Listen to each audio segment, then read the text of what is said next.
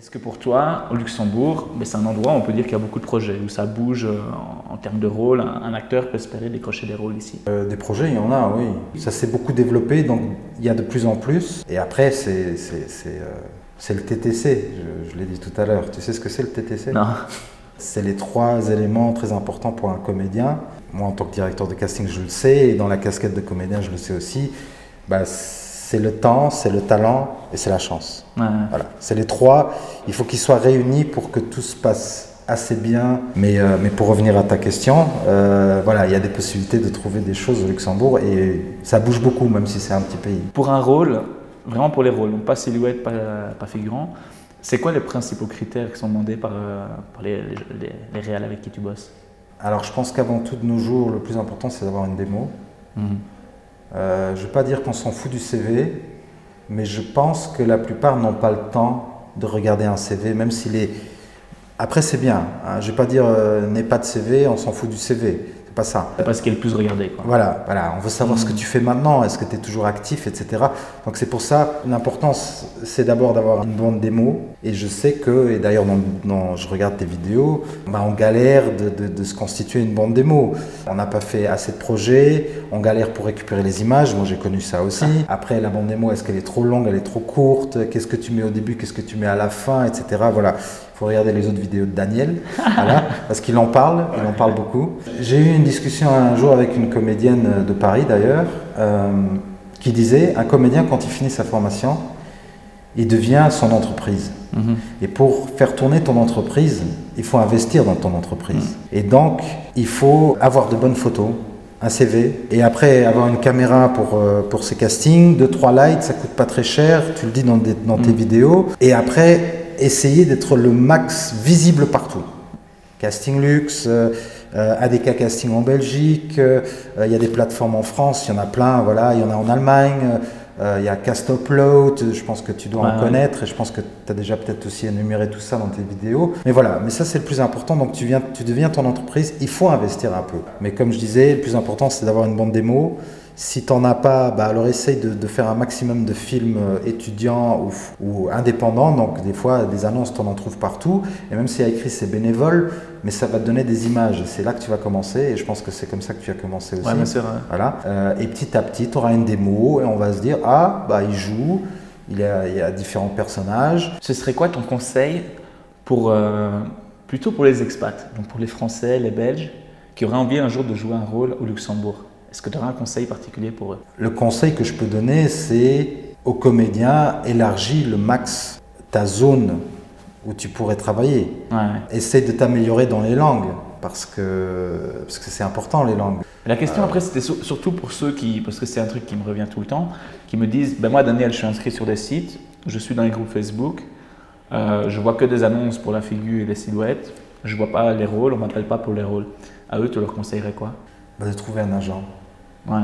Parce que l'agent, son travail, c'est d'essayer de trouver des rôles, même si c'est pas facile, de trouver des rôles pour ces comédiens qu'il a dans son agence. Mais après, il faut essayer de prendre contact avec les directeurs de casting, être inscrit sur, par exemple en France, il y a un site agenceartistique.com. Essayer d'être le plus visible sur les réseaux sociaux, sur Internet. De nos jours, il y a Insta, il y a TikTok. Voilà, je pense avoir un agent, avoir une démo et se montrer le plus possible. Aller à des festivals, rencontrer des gens. C'est quoi le meilleur conseil que tu as reçu en termes d'acting, en termes de jeu, vraiment où c'est resté gravé dans ta tête? Je pense à Chris Mack qui est toujours professeur de nos jours. Et il disait dans un cours un jour, je n'ai pas oublié ça, il a dit, donc quand j'étais à l'écart à Paris, donc c'était il y a 15 ans, il a dit un comédien c'est un peu un ballon d'air. Donc tu vas chercher un peu à droite, à gauche, que ce soit sur un plateau d'un film étudiant, que ce soit sur un plateau d'un film professionnel, sur une pub, sur une pièce de théâtre, lors d'un cours, lors d'un stage, dans la vie privée. Tu rassembles tout ça et tu gonfles ton ballon et après tu essayes de canaliser tout ça et de l'utiliser dans ton outil de travail. Tout savoir et ne rien savoir. Ça veut dire, quand tu vas à un casting, être préparé au max, pas 100%, mais 200%. Le texte, tu peux le faire en jonglant, en faisant la cuisine. mais lâcher aussi complètement ce texte. Que tu l'aies dans la tête et que d'une seconde à l'autre, il n'est plus là. Du tout.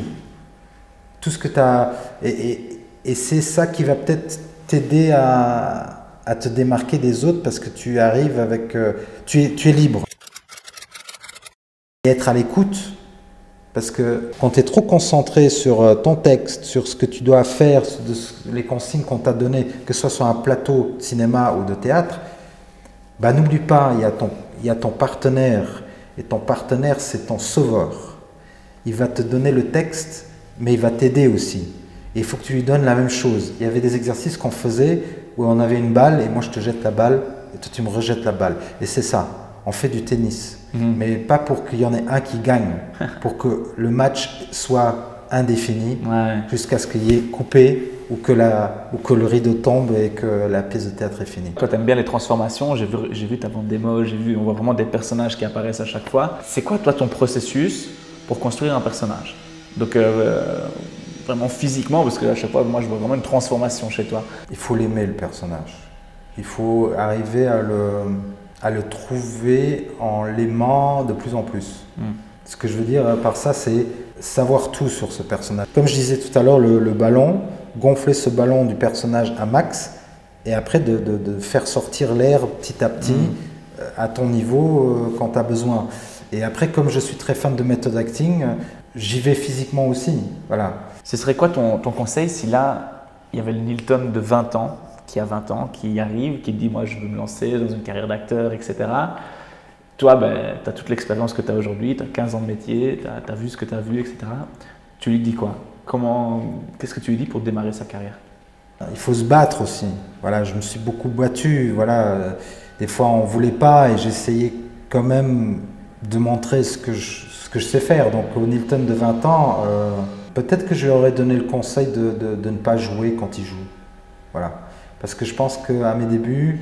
Très naturel, quoi. Voilà. Ouais. À mes débuts, j'étais encore trop concentré sur des choses à jouer, alors que surtout au cinéma, on ne joue pas. Parce que moins tu fais, plus le spectateur va se retrouver dans toi et percevoir.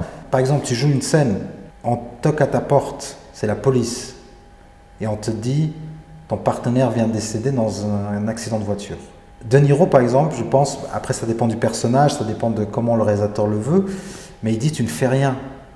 Moins tu fais, plus le spectateur va se retrouver dans toi. Voilà. Après, je me posais beaucoup de questions devant la caméra, je me disais t'es quel axe là, etc. Et maintenant, je l'oublie complètement. J'essaye d'oublier complètement qu'il y a 30 projecteurs autour et qu'il y a une caméra et je me concentre sur mon partenaire. Et j'espère que le partenaire me redonne aussi ce que j'essaie de lui donner. Voilà, comme je te disais tout à l'heure, c'est le donnant-donnant tout le temps. Demain, tu dois prendre une fusée, tu te barres de la planète et il y a un membre très proche à toi, vraiment quelqu'un que tu portes dans ton cœur, qui rêve de devenir acteur et surtout son rêve, c'est de décrocher un rôle au Luxembourg. Alors, on a déjà posé cette question, mais sauf qu'ici, tu n'as qu'un tout petit papier où tu peux écrire que 1 ou 2 mots. Et c'est vraiment quelqu'un qui n'a encore rien fait. C'est juste qu'il rêve un jour d'avoir un très beau rôle dans un film ici au Luxembourg. Qu'est-ce que tu écris sur ce petit mot pour que tu te dis ça va vraiment l'aider? Alors, je mettrais peut-être la phrase, même si moi-même j'ai toujours des doutes là-dessus, mais je mettrais la phrase « suis tes rêves et va jusqu'au bout ». Voilà. J'adore. Ce serait la meilleure chose à dire. Ouais. C'était fort. Merci beaucoup, Nilton. Merci à toi.